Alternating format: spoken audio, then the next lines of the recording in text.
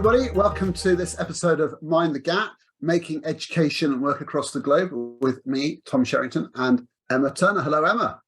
Hello, Tom. Are you well? Really well, yeah, really good. I'm really excited to talk to Aisha. So we're really delighted this evening to be talking to Aisha Thomas. Hello, welcome to Mind the Gap. Thank you very much for having me. I'm honoured to be here, so thank you very much.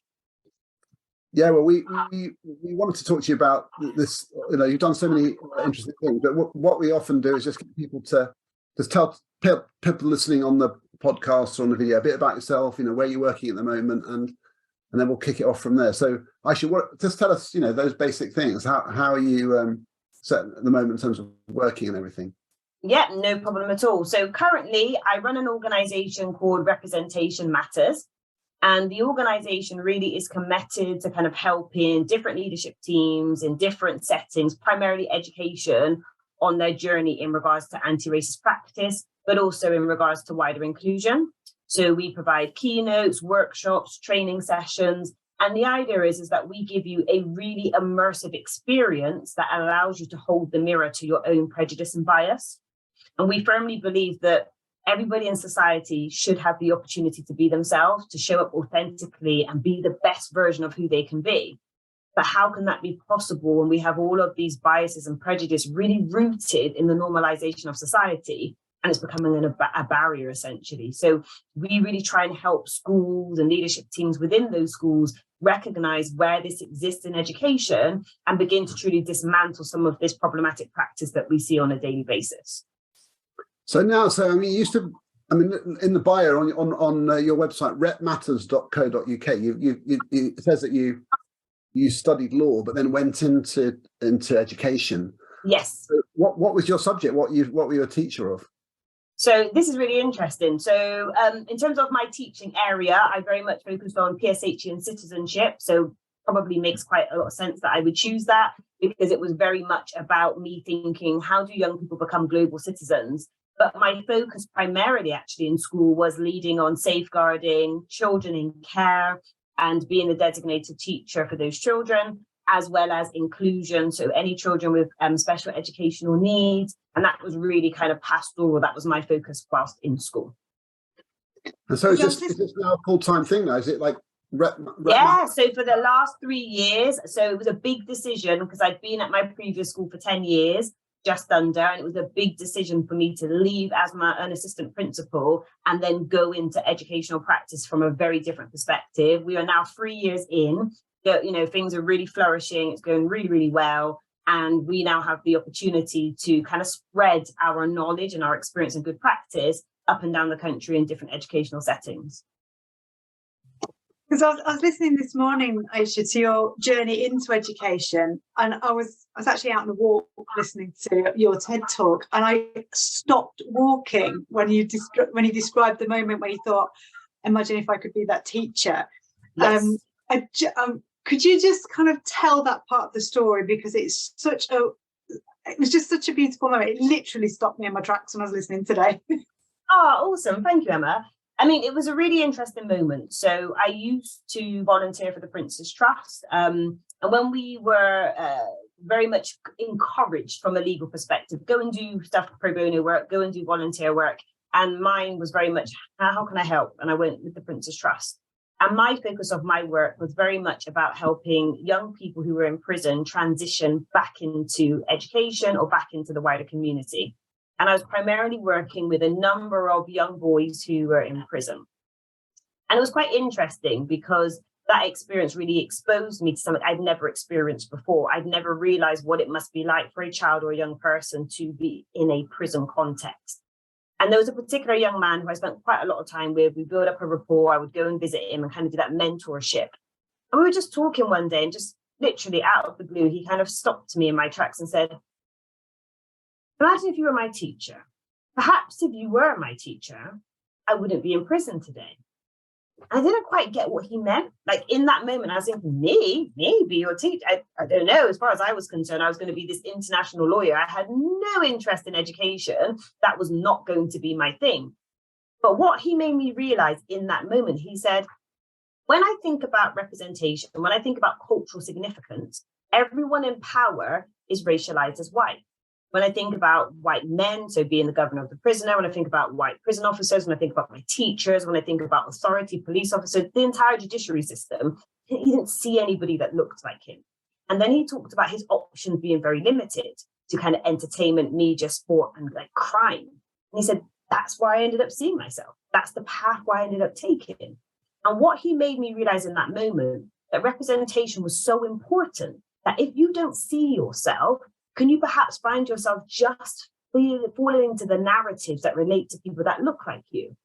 And so I don't think he meant me, his teacher per se, but I think what I symbolized was a person in authority who came into this space to talk to him, who had a different background, and lived a different lifestyle, a different way of thinking. And I wasn't the mother of another prisoner in the prison at the time. Instead, I was someone coming in to help him, empower him, and put him on a different pathway.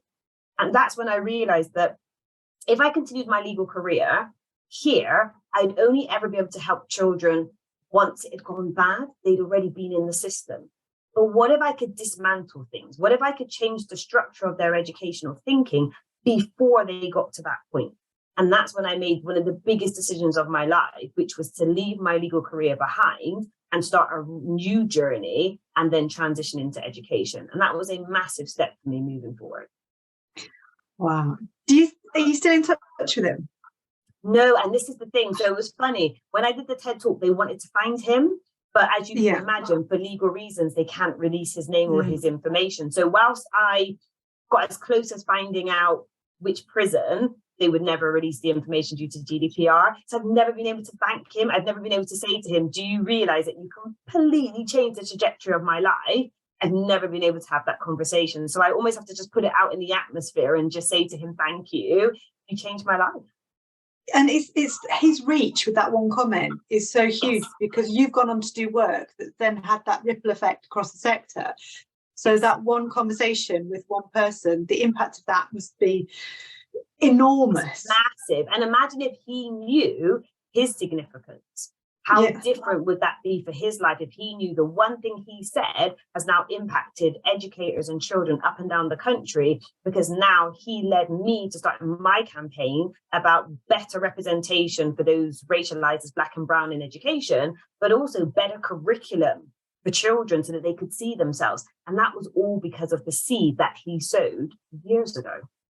That's amazing. But it's got so many layers to it. I mean, we've had in our podcast, guest list, we've had various people over the time. So I mean, citizenship. I mean, Laura McInerney she's a citizenship teacher, but we've spoken to Benny Cara about diversity in the curriculum, and also Diana Asagi. She's done a lot of D&I work, and we talked a lot about this.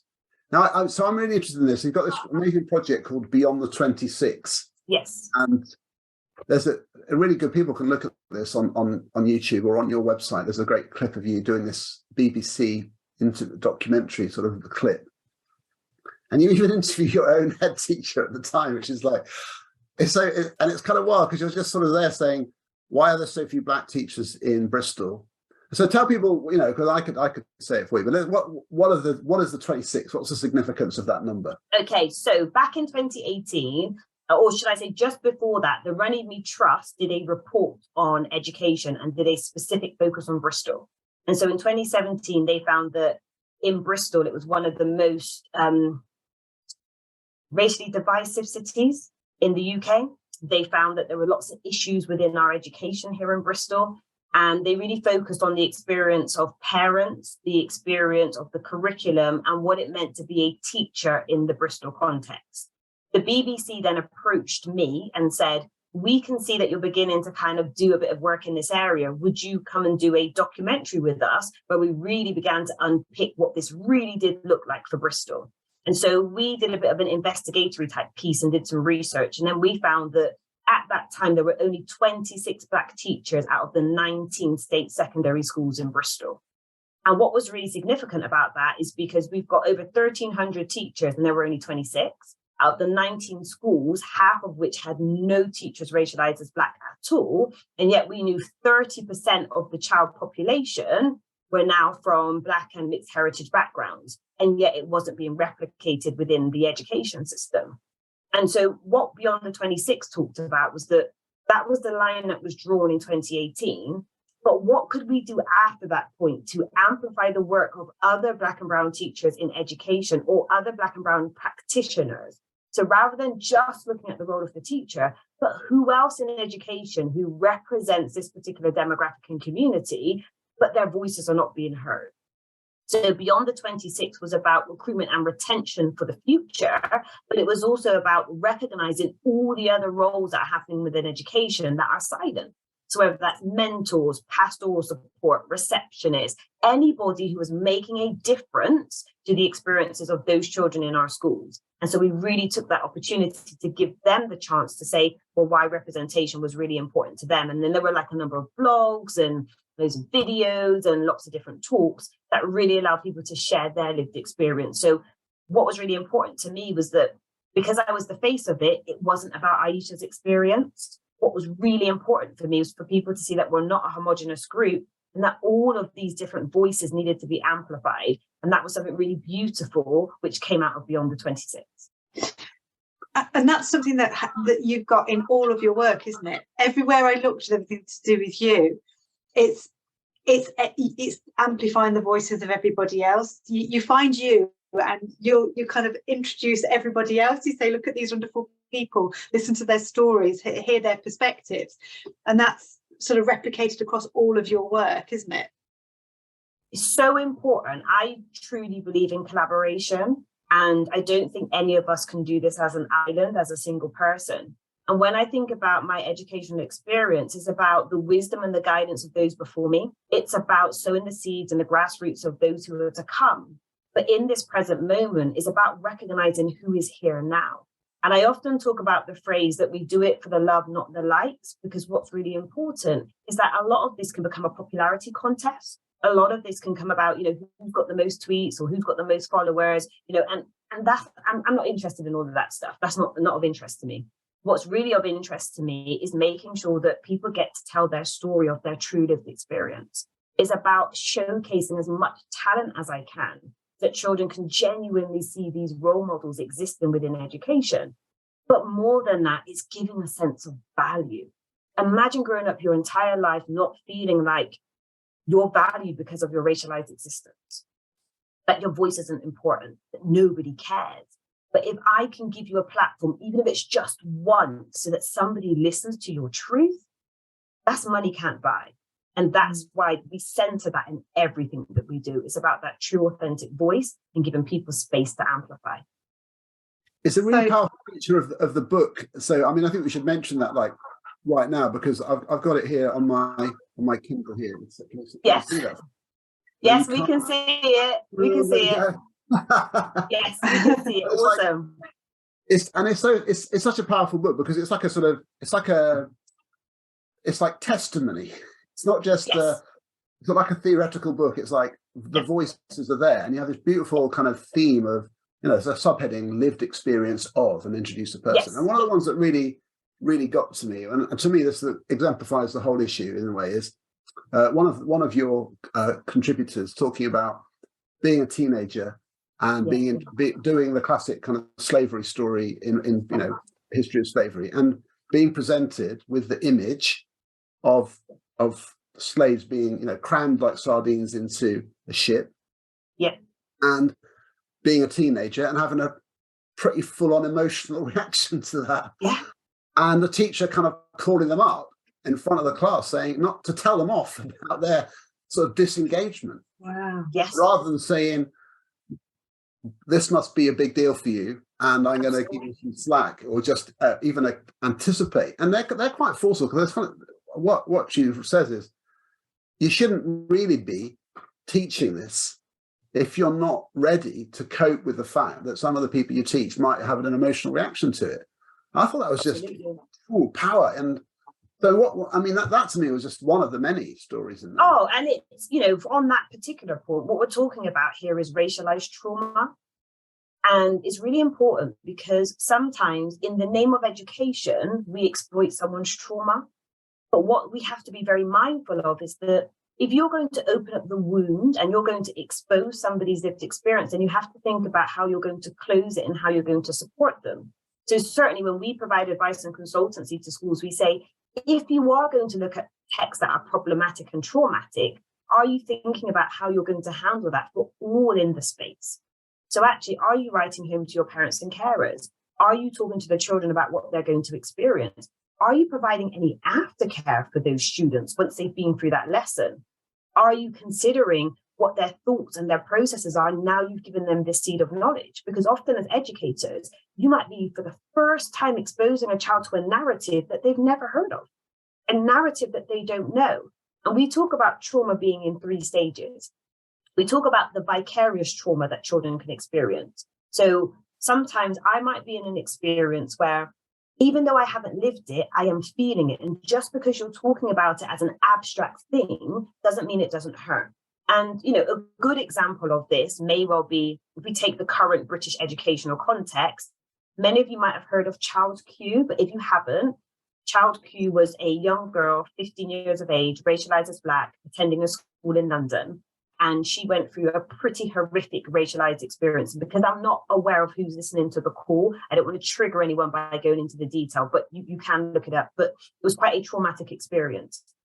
When teachers are having this discussion, when children are seeing this on the TV and social media, are you prepared for that child when they step into your classroom and they're having that vicarious experience? So when you're normalizing the conversation as a bit of current affairs information, perhaps in tutor time or PSHE, you've got a Black girl in your classroom going, that could be me.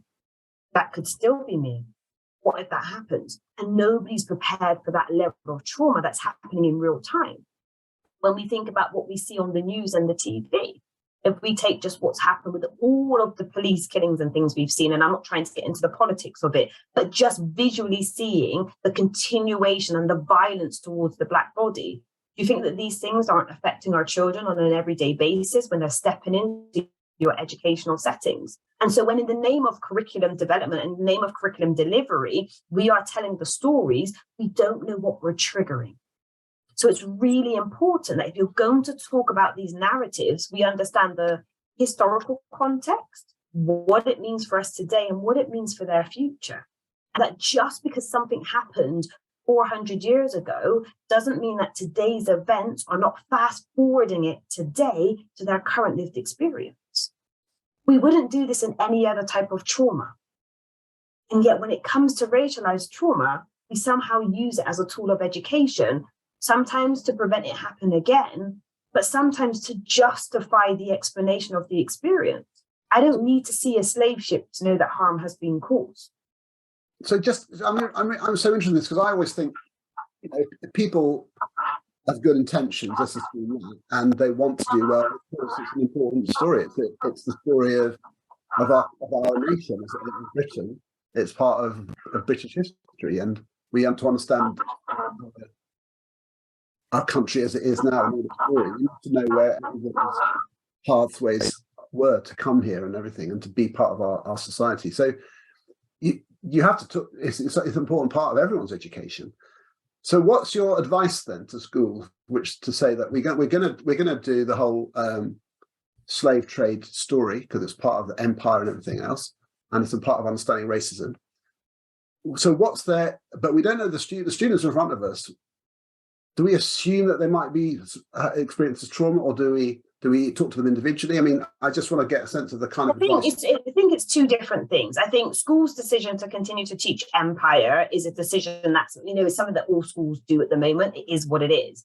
But I think if you're going to have the conversation, whether or not you have individual conversations or a collective classroom conversation, the acknowledgement of the violence and trauma that you're about to discuss needs to be acknowledged. Schools need to be preparing their children to hear that level of violence. It's not a historical story, which is, like a whimsical fairy tale. This really happened to people, and the legacy of it very much is in existence today. So if you're going to tell the story, you have to tell the story properly, but you have to prepare for that traumatic experience. But my other issue with teaching this narrative is it's often the only narrative. So if you are going to teach about empowerment and you want to teach about positivity, then let's do that alongside those lessons about empire and about violence and about enslavement, because what you don't want to do is perpetuate that mental imprisonment for those young children who go, oh, so I'm a legacy of a slave, oh, that's what you did to my people. And before you know it, in front of you, they're just shrinking and shrinking and shrinking because they realize the reality of where their lineage have been put in terms of society. But if I'm hearing that in the context perhaps of my history lesson, my geography lesson, even my RE lesson, but outside that, I'm also hearing powerful things, powerful representation, powerful contributions, I understand that my existence isn't concentrated into 400 years, and that we understand the global extent of the contribution of the global majority. And that's the bit that schools are missing out on. We talk about the pain and the trauma, but we don't talk about the abundance and the success and the value. And therein lies the problem.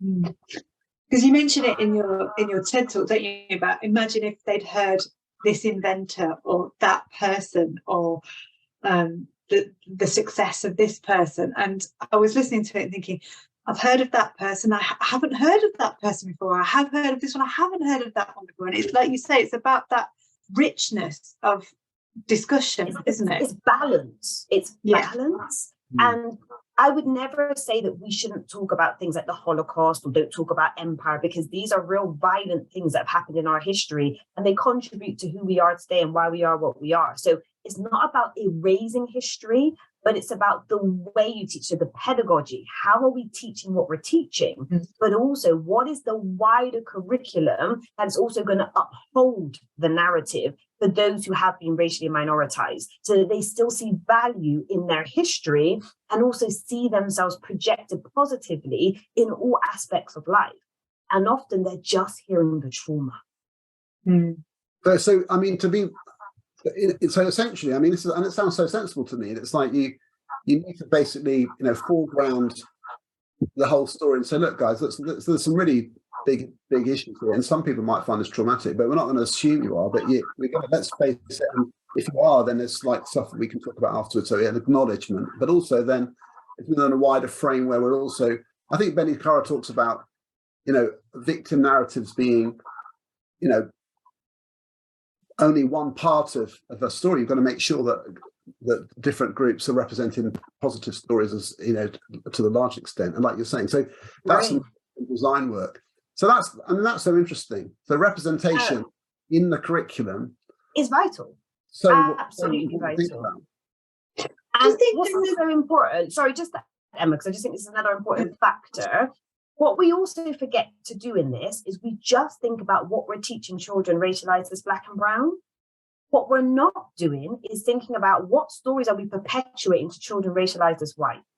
If we are saying we want to dismantle this racial superiority and hierarchy, and yet you're doing a whole bunch of lessons just reminding children of how white people were treated and held up as a higher value in society, and you're not addressing that, what are you reaffirming to those children racialized as white? And so often the focus is quite focused on the experience of the Black and brown children. I get that, and that's important. But I also want to know, what are those children racialized as white thinking? And how are they seeing their responsibility? And how do they look at their ancestors? And how do they show up in the space? Because adults are having conversations with me and going, oh, Aisha, I feel such shame. I feel such guilt. I feel such horror about my ancestors. And if that's the projection that adults have, and that's what they're feeling, are we really thinking about what white children are thinking? And it's not to say we shy away from it. We absolutely need to have the conversation, but we need to be aware of some of the narratives that they might be creating, particularly if you have parents or carers at home who are not in alignment with the fact that we should be doing this anti-racism work, and in fact think the opposite. And so school might be the only time some of these narratives are challenged for our children, and we need to be prepared for that conversation too. Do you think there's a work that needs to be done by teachers as well to really find out about children's experiences and not to assume what their experiences are as well? Because I'm just thinking about when you said about multiple, everybody has multiple identities, what you identify as or with. And it's about not assuming what the lived experiences of those children in front of you might be or have been, or they may have extended family who've got a completely different experience. Just as you're talking, I'm thinking, actually, this is so big, because actually you can't just assume a child's lived experience from Can I do a real live example of this with you? And you might have read a bit about this in the book, but I want to do it with you live on the podcast because it's a really good example of how we need to understand perspectives. All right. So I want both of you right now in this second in real time to think of 4 words that you would use to describe yourself. It can be any 4 words you would like, but I just want you to note down in front of you 4 words that you would use to describe yourself. And I just want you to note down your 4 words. Not your partner, not a friend, not a colleague, but 4 words that you would use yourself to describe. All right? The first thing that comes to mind, don't overthink it. The first 4 words that come to mind. All right? Now, when you've written those 4 words, I'm going to give you 3 words. And of these 3 words, I want you to write them down if they are applicable to any of your 4 descriptors, okay? So the first one is pain. If there's a painful moment, a painful situation, any kind of painful connotations to any of the 4 words you've chosen, I want you to write the word pain. The second one is proud. So if any of the 4 words relate to being proud, a proud moment, a proud situation, I want you to write the word proud. And the third one is stereotype. If any of your 4 words have a stereotype, whether you subscribe to that stereotype or not, I just want you to write the word stereotype. Now, when I first created this activity, and I deliver this with students and staff all of the time, I was so sure everybody would do the same as me. So my 4 words: Black, woman, mother, educator. Those are my 4 words. When I think about pain, I attach that to being Black because of some of my racialized experiences. When I think about being proud, I attach that to being a mother. When I think about stereotype, I attach that to being an educator because I've been subject to quite a lot of criticism and stereotypical views about what an assistant principal should look like. Clearly not one with an afro, not one with a scaffold in her ear, not one that was racialized as Black, had a lot of pushback about my identity markers. Now, I assumed everyone would do the same as me. Everybody would be using nouns. But then I realized people were using verbs and adjectives. So they were writing words like friendly, happy, dedicated, caring, committed, all other words to describe their character more than an identity marker. And it got me thinking, well, why? So why is it that I am focused on my identity in that way and others were not? So I did a bit of research. And what research showed is that those of us who are often part of marginalized communities, those of us who are subscribing to social constructs, be it of choice or not, we often use those identity markers: Black, ADHD, gay, Muslim. We use those labels. Even in one of my training groups, somebody said Welsh because they didn't want their white racialized experience to be attributed to being English, so they wrote Welsh.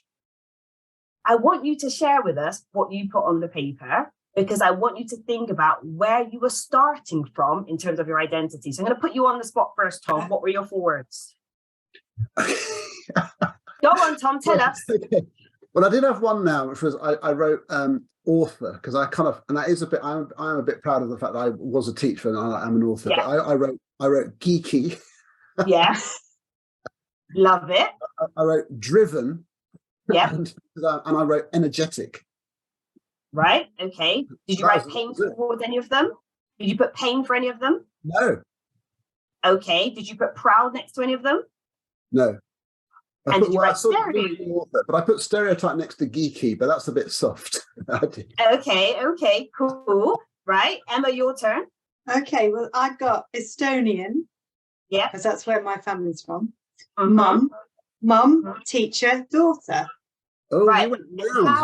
Identity. And how interesting is that?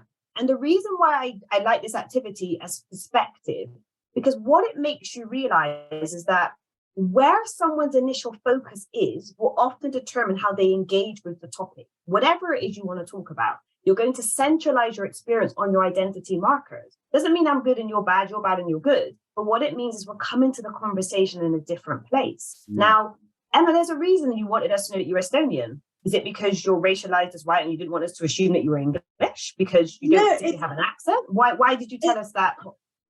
I'm really proud of my background, but also I find that it's hugely misunderstood because of the persecution of the Estonian people and the fact they were sent to death camps and nobody knows about it. And my granddad was in the death camps, and it was the whole kind of the freedom fighter story of Estonia. And I'm really fiercely proud of my background, but nobody really knows about where it is a lot of the time. And because it's such a small, proud people, I've been brought up by my Estonian mum to be really proud of that. So when anybody says, are you English or are you Estonian? I find it really hard because I was born here, but my mum's influence, I'm genuinely, if you split me down the middle, I've got my dad's Brummie side and my mum's Estonian side, but I do identify very much with that Estonian culture because it's part of me. We speak the language, we dance, we sing, we do. That's how I live. And it's so important because actually, then when we're in a conversation about xenophobia, for example, it's going to make you feel some type of way because it's going to have a natural reaction to you. Now, I'm not saying, Tom, you wouldn't care, but your core beliefs and values, how you see yourself, these things are affecting us differently. I walk into a space, whether I like it or not, you can see my skin tone. So not everybody gets to choose even whether they want to project their identity. I could say I was driven. I could say I'm compassionate. I could say all of those different things. But what if I don't even get to start with that? Because I have to start with the things that society have deemed that are important and the labels that I wear around my neck. And what if those labels then stop me getting into doors before we even begin the conversation? So when people talk about this idea of privilege, they're talking about those of us who get to start where we want and those of us who have a start projected on us because of those structural disadvantages and those societal views and opinions and those social constructs. And that's why I wanted to do this activity with you. So I think it's so interesting. I mean, it would have been a long way down the list before I said, I'm a white man. I mean, there are some other things which are sort of private things that I probably wouldn't even share because I think, but that's because I don't feel they define me, but they're sort of part of you, that kind of thing, where there is pain and stuff, but they're sort of, they're behind, like, bereavement things, but they're sort of, and they're things which you can't see, but they come up, in certain, all the time. But they're hidden, and you choose to hide them because you can choose to hide them. So I recognise that. So what I'm so interesting. This is like that was just, it's a brilliant thing. So how does this then influence the training? So you've got a group of teachers there again, wanting to do the right thing, kind of thing, and you go and do your training. What are the kind of you could do this with them and open their awareness, but so how does that translate into behaviors and stuff in school and that kind of make a difference? What we're doing is we're making it safe for people to understand that we all have prejudice and bias. That's the reality. It's about preparing the foundation for the more, what I guess people will say, the difficult and uncomfortable conversations that we need to have when we think about anti-Blackness and we think about doing anti-racist work and we think about work around anti-prejudice. But in order for you to be ready to genuinely be inclusive of other communities and differences, you first have to hold the mirror. And so we do a number of these sorts of activities that forces people to hold the mirror on who they really are. Once you know who you are, you know where you're starting from to begin these conversations. But I will be very honest, we could all have the same teaching material in here now, the same lesson to deliver. But those things that make me are going to alter the way I deliver it. The fact that I am a racialized woman, the fact that I identify as a woman, the fact that I've had a Christian upbringing, the fact that I'm Bristolian, all of those things are going to shape me. Doesn't mean I can't check my bias and make differences on how I behave, but those intersectional lenses, that spectrum of difference is important for me to understand the journey and the conversation. But often what happens is we jump straight into this conversation and we go, right, we need to talk about race and racism. We need to talk about LGBTQ+. We need to talk about all these other things, and they're important. But if I, first of all, will accept the normalization that exists in society, whose voices are usually centered, and how close my proximity is to that centering experience, then this conversation becomes quite difficult and quite problematic. And so what I try to do is bring people on a journey with me where I say, I see you for where you are, and I see you from the point that you're starting. This is where we're trying to get to, but I understand that that journey is not homogenous. So what I'm going to do is allow you to see yourself and where you are in your practice. Doing these sorts of activities change the way you deliver your pastoral support. It changes the way you write your curriculum. It changes the way you lead as a leader, because you're beginning to see people for who they are and not for the groupings that you might put them in, because that's in our unconscious or conscious bias. Well, It's brilliant. So, you must be pretty busy then, because we are booked and busy right up to 2024. We've got bookings for like January next year, and I'm like, oh goodness. It's a good place to be in. That is. I mean, it's good, and I think the whole thing that happened, in Hackney is it's important reminder. But it's a shame, isn't it? I mean, a shame. That's a trite word for. Is terrible, isn't it? That it's appalling. It shouldn't have happened. But the reality is, it is happening in our schools. The George Floyd's the nightmare turning the BLM thing that mushroomed after that, and then a child queue last year, but I guess without those things, like just punching through the media, washout, the focus fades, doesn't it? And it's like you've got to keep reminding people that this is happening now. We just haven't heard about it yet, and. But the reality is, Tom, we know that this isn't new. My mum was, I'm going to say was because she's retired now, but my mum was a teacher too. She was a primary school teacher. And she remembers in 1985 having the Swan Report, and being told then that the education system wasn't inclusive enough, being then told about the anti-racist practice that needed to take place. Then we get the death of Stephen Lawrence. We go to the Macpherson Report. Again, we were told about the education experience and what needed to change. What's different now in 2020? Is it because we were in the middle of a pandemic? Is it because it was COVID? Is it because everybody's screens were watching? Is it because we were forced to reckon with something on a global sphere that we hadn't done before? But it was different this time. It was different. And I felt the difference, and I felt the energy and the commitment. And I felt for the first time, people are not just tick boxing and they're going, no. We do need to think about allyship, solidarity, performative behaviours. We do need to question the curriculum. We do need to think about our policies and processes. This feels different. But my question is, how long will the momentum continue for? Because it already feels like we're experiencing EDI fatigue. People are already getting tired. We've had the conversation. Are we not moving on? And the question is, when will it stop? Because as someone racialized as Black, whether schools stop doing this tomorrow or not, my skin color is not going to change. My lived experience is what it is. But we have a choice now in education as to whether we genuinely want to make a long-lasting difference that becomes a golden thread within our education system, or if this is just going to be another moment in time like we've had before. And that's an individual choice, as well as a systemic and a kind of institutional decision that we need to make. It's interesting because I go into a lot of schools and do a lot of work on curriculum. And what's really heartening is that schools are now really regularly having this conversation as part of the overall curriculum conversation without being prompted to have it, without it being a tokenistic day or focus on it. It's genuinely hardwired into the curriculum conversation. Done really sensitively, done really thoroughly, done really rigorously. And I've noticed that change over the last few years. And there's a lot, don't get me wrong, and you'll know this, there is so much work still left to do, but it does seem to be that the question is there now. People are starting to ask that question quite diligently. Absolutely. And, there are a few questions that I will always pose when a school wants to work with us. And particularly where they might go, okay, Aisha, can we look at race? Fine. I will pose the questions. What does it mean to be an anti-racist educator? You tell me. I want you to tell me, what does that look like? You want to be an anti-racist school? Okay, well, why? What's an anti-racist school? What does that look like any different to a school that's not anti-racist?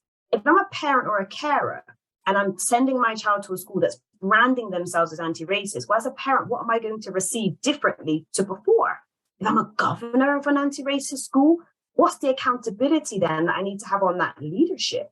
If I have an anti-racist school in my community, what does that look like for me as the local shopkeeper or the person who runs a community centre or for the local police officer who serves that school patch? We can use these words and we can weaponize them so easily, and they become quite problematic when people are using them as badges. We are anti-racist. We've done the anti-racism award. We've done this, that, whatnot. But it's not a thing. We can't achieve it in a moment. It is a continuation of a lived experience and a way of being. It is not static in time. And so what's really important for me is that when people want to go on any anti-racist or any anti-prejudice journey, you understand that it's an ever-evolving process and the work is never done.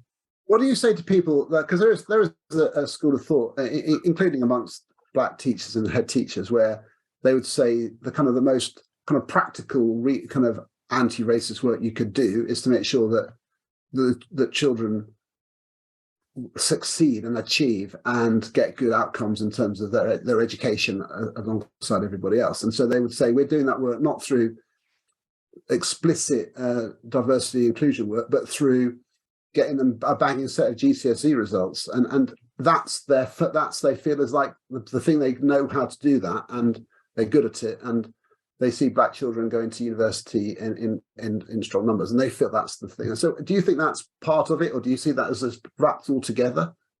Oh, I think it wraps all together as part of it. Like, one of the outputs of demonstrating that is showing that your Black and brown children are not failing at a rate disproportionately to your children racialized as white. Of course, you want to see attainment and progress. What's one of the number one things that you want from a school is for your child to achieve. I've got 2 children in secondary school. I want them to do well in spite of the fact that they're racialized as Black. I want them to achieve. I want them to have the best opportunity. But what I'm also aware of is the world that they will go into as global citizens. And when I know that we are still in a place where their racialized existence can impact the healthcare, the judiciary, policing, the job opportunities, when I know that that can still affect them today, it's not enough just to think about attainment and progress. It's about thinking about them holistically and how am I preparing them as whole people? And their schools will be a massive contributor to that. They're at school more than they see me. They're at school most of the time, 5 days a week out of 7. So it's really important that whatever school is pouring into their cup, I want to make sure that that's richness that's going to show them abundance, but don't pour into their cup with negativity that's going to pull them back, that they feel like they're a second-class citizen because of their racialized existence. And this is why I think it's really important for us to think about the whole child. So I'm not disregarding attainment and progress. Absolutely, that's important. But are we preparing a child just for exams, or are we preparing a child to be a human being who's going to step out into the world? And their education is a massive part of that. I love that line about what was my child's school pouring into their cup. That's a great metaphor. It's real. I love it. So, I mean, honestly, we could talk for you longer. We're getting the signal from our producer that we're running kind of at the end now, but we haven't even talked about the whole thing about recruitment of teachers and the whole 26 being the original thing about Black teachers. But do you think there's movement there? I mean, do you think there's been any development there, or do you feel like, that we've still got a long haul? Oh, we've still got a long way to go. But to be fair, let's be honest, Tom, that isn't just about racialized existence. Education is suffering now, regardless, whether that's about racialized existence or not. We know that recruitment into education right now is tough. It's a tough profession to be in. Long hours, poor pay for some people, particularly. It is a hard job to do. But beyond that, when we think about the recruitment and retention, I think we need to take those things separately. Because whilst you might arguably say the numbers are increasing, there are more Black and brown people wanting to go into education, applying for the PGCE, then getting jobs and securing them. That's only one part of the process, because if the retention isn't good and that attrition rate is high, and as much as they're coming in, they're going back out the door, then there's still something wrong with the education system in the middle. And so what I say to schools is, yes, recruitment can be part of your strategy. It could be one of your outputs, but having a Black face in your school is not going to solve the problem. And I often say to schools, particularly those that are majority racialized as white, you hire that one Black teacher. Are you prepared? Are you prepared for their experience?